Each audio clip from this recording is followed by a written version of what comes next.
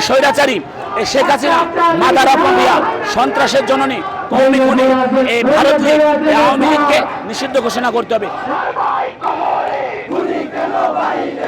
এতগুলো মৃত্যুর উপর দাঁড়িয়ে, এতগুলো রক্তের উপর দাঁড়িয়ে তাদেরকে কখনোই সাপোর্ট করা যায় না। যত অন্যায় অপরাধ এই আওয়ামী লীগের প্রেসিড শেখ হাসিনার দ্বারা হয়েছে, বাংলাদেশ স্বাধীনের পর থেকে আর কোনো সরকারের মাধ্যমে বাংলাদেশে এত জুলুম নির্যাতন অত্যাচারের শিকার এই দেশের জনগণ হয়নি। রক্তের বন্যায় ভেসে যাবে অন্যায়। জুলাই গণহত্যার মতো এরকম আরও অনেকগুলো গণহত্যা হয়েছে, যার কারণে সবাই চাচ্ছে, আমি একা না, প্রত্যেকটা লোকেরই চাওয়া আওয়ামী লীগকে নিষিদ্ধ করা হোক। হেফাজতে ইসলামের নেতাগুলোকে মারা হচ্ছে, আমাদের 57 জন সেনা সদস্যকে মারা হয়েছে, সেটারও কোনো বিচার হয়নি। সো এতগুলো মৃত্যুর উপর দাঁড়িয়ে, এতগুলো রক্তের উপর দাঁড়িয়ে তাদেরকে কখনোই সাপোর্ট করা যায় না, তাদেরকে কখনোই দেশের জন্য আশা করা যায় না, কামনা করা যায় না। আওয়ামী লীগ গত 17 বছর এই দেশে যেসব কীর্তিকলাপ করেছে, এমনকি এই দেশটাকে ভোটের অধিকার মানুষের হরণ করেছে, ভারতের একটা করিডোর রাষ্ট্র, ভারতের দালালি, এমনকি এই বাংলাদেশকে ভারতের একটা অঙ্গরাজ্য বানানোর জন্য আওয়ামী লীগ বহু চেষ্টা করেছে।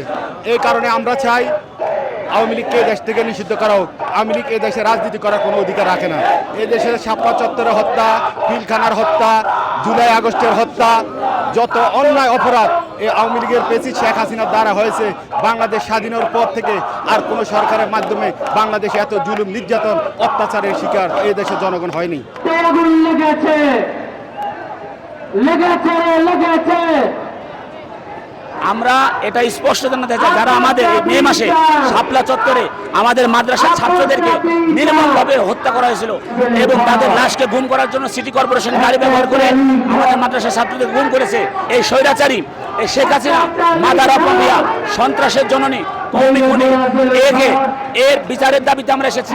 প্রধানত এর সংগঠন যে এই ভারতীয় আওয়ামী লীগকে নিষিদ্ধ ঘোষণা করতে হবে এবং এটা আইনি প্রক্রিয়ার মাধ্যমে, বিচার বিভাগের মাধ্যমে। আগামী সোমবারে মাননীয় প্রধান বিচারপতি মহোদয় তিনি সুপ্রিম কোর্টের বিচারপতিদের বেঞ্চ বসিয়ে তিনি আইন প্রক্রিয়ায় নিষিদ্ধ ঘোষণা করবেন এবং সুপ্রিম কোর্টে প্রেস কনফারেন্স করবেন, সংবাদ সম্মেলনের পরে ঘোষণা দিবেন যে ভারতের এই অধিপত্যবাদ আওয়ামী লীগকে নিষিদ্ধ ঘোষণা করা হলো।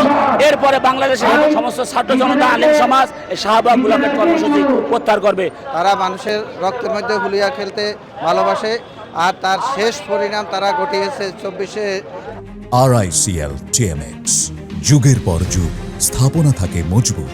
তাই এই দেশের আভামা জনতা তাদেরকে এই দেশে শুধু নিষিদ্ধ না, তাদেরকে মূল উৎপাদন করার জন্য সরকারের কাছে, বর্তমান এই সরকারের কাছে তারা দাবি জানিয়েছে। কিন্তু অত্যন্ত পরিতাপের বিষয় হলো যে আজকে 9 মাস অতিবাহিত হয়ে যাচ্ছে, আওয়ামী লীগ এখনও নিষিদ্ধ হয় নাই এবং বিভিন্ন ধরনের দালাল এবং দালালদের ছত্রছায়ায় তারা এখানে মানুষের রক্ত নিয়ে হুলিয়া খেলার জন্য তারা প্রচেষ্টা চালিয়েছে।